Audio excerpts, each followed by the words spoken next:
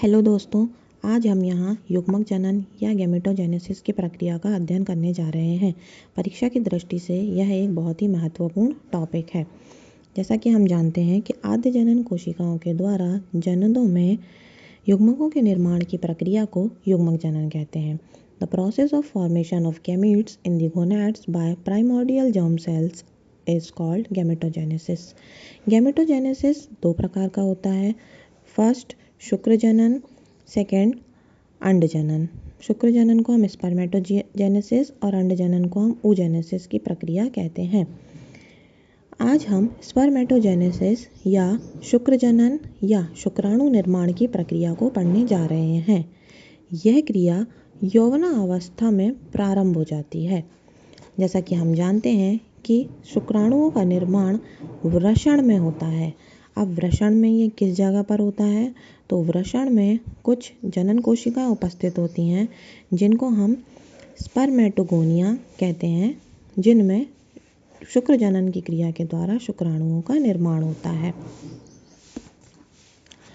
वृषण में शुक्र जनन नलिकाएं, जिन्हें हम सेमिनिफेरस ट्यूब्यूल्स कहते हैं, इनमें शुक्राणुओं का निर्माण होता है।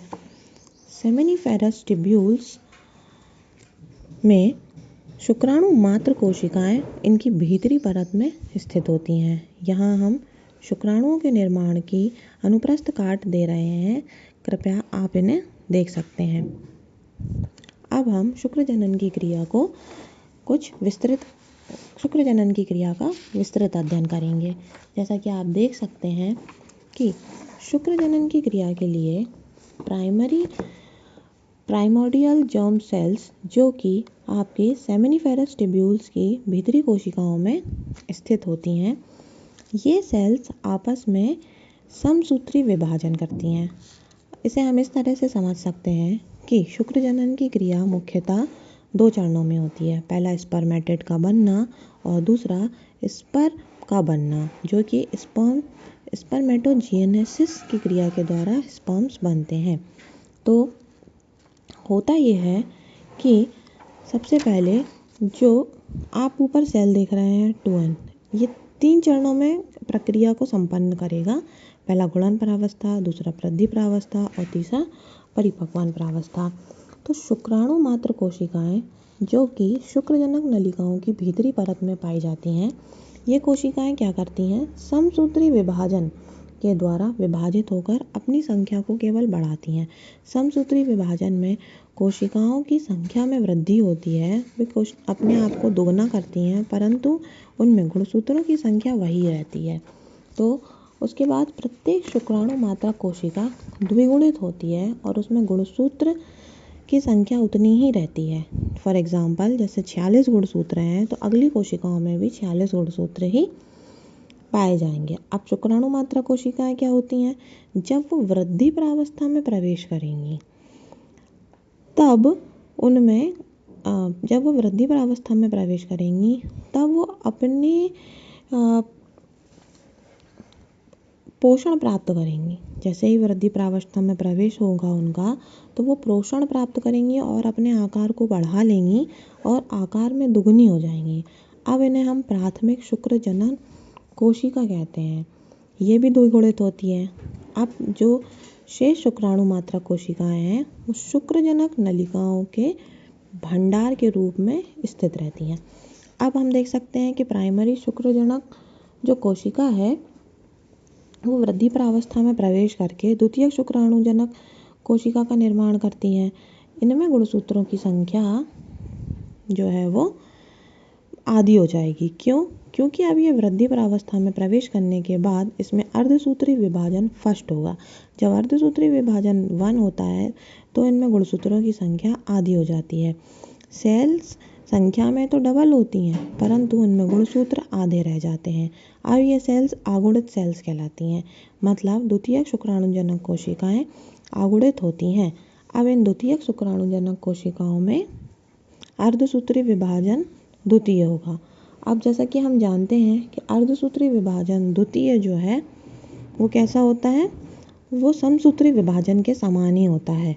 मतलब अर्धसूत्री विभाजन जब द्वितीय होगा तो कोशिकाओं की संख्या तो दुगनी हो जाएगी, लेकिन उनमें गुणसूत्रों की संख्या में कोई परिवर्तन नहीं होगा, गुणसूत्रों की संख्या भी उतनी ही रहेगी। अब ये बनने वाली कोशिकाएं जो है वो अगुणित शुक्राणु पूर्व कोशिकाएं बन जाती हैं। ये शुक्राणु पूर्व कोशिकाएं इन्हें हम स्पर्मेटेड भी कहते हैं। ये आगतिशील होती हैं, भारी होती हैं और इमोटाइल होती हैं, मतलब ये मूव नहीं कर सकती। अब इन कोशिकाओं में शुक्र कायांतरण की प्रक्रिया होगी, जिसको कि हम स्पर्मियोजेनेसिस कहते हैं। स्पर्मियोजेनेसिस की क्रिया के द्वारा शुक्राणु पूर्व से शुक्राणुओं का निर्माण होगा। स्पर्मेटिड से स्पर्म बनेंगे। अब ये जो स्पर्म्स होते हैं ये गतिशील और हल्के होते हैं। क्यों? क्योंकि इनमें पूंछ पाई जाती है। ये अपनी पूंछ की वजह से मूव कर सकते हैं। ये मोटाइल होते हैं।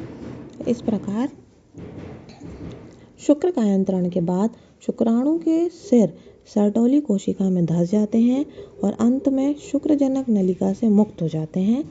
इसको हम स्पर्मिएशन कहते हैं। यह प्रक्रिया स्पर्मिएशन कहलाती है। आगे भी हम देखेंगे कि शुक्रजनन की क्रिया प्रारंभ कब होती है।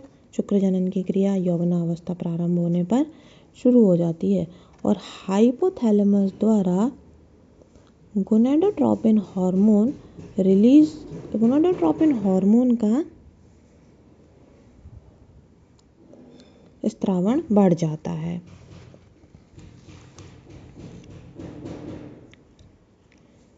आगे इसी प्रोसेस को समझते हैं हम कि शुक्राणु मात्र कोशिकाएं शुक्रजनक नलिकाओं की भीतरी परत पर पाई जाती हैं। ये कोशिकाएं समसूत्री विभाजन द्वारा विभाजित होकर अपनी संख्या को बढ़ाती हैं। आगे मैंने सब कुछ यहाँ पर लिख दिया है, आप देख सकते हैं। प्रत्येक कोशिका शुक्राणु मात्रक कोशिका द्विगुणित होती है। इसमें 46 गुणसूत्र पाए जाते हैं। शुक्राणु मात्रक कोशिका जब वृद्धि प्रावस्था में प्रवेश करती है तो पोषण प्राप्त कर आकार में दुगनी हो जाती है। अब इन्हें हम प्राथमिक शुक्राणुजन कोशिका या प्राइमरी स्पर्मेटोसाइट कहते हैं। यह भी द्विगुणित होती है।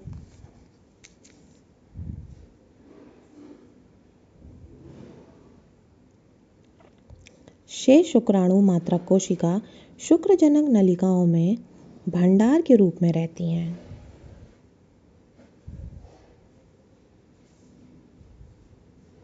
अब प्राथमिक शुक्राणुजन कोशिका में अर्धसूत्री विभाजन होता है, जिससे 2 अगुणित द्वितीयक शुक्राणुजन कोशिका सेकेंडरी स्पर्मेटोसाइट का निर्माण होता है।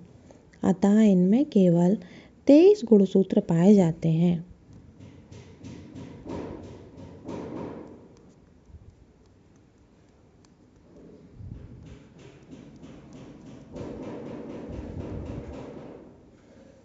अब द्वितीयक शुक्राणुजन कोशिका में अर्धसूत्री विभाजन 2 होता है, जिससे प्रत्येक कोशिका से 2 स्पर्मेटिड शुक्राणु पूर्व का निर्माण होता है।